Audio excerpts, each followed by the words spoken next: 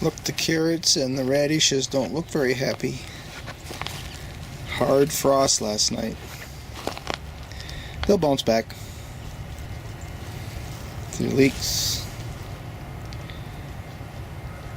They seem to take the frost better.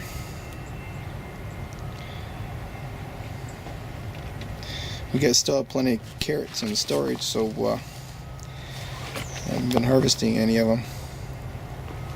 But at the point in time when I'm watching the, the 10-day or the 5-day forecast, and I see that we are going to be having multiple days in a row where it's not going to be above freezing, that's when I'll harvest the carrots.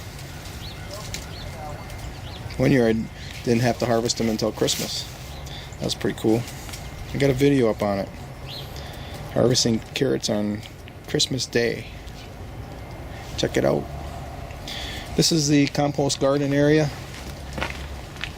By the way, I make compost here in the spring, and I turn it into a garden area through the season.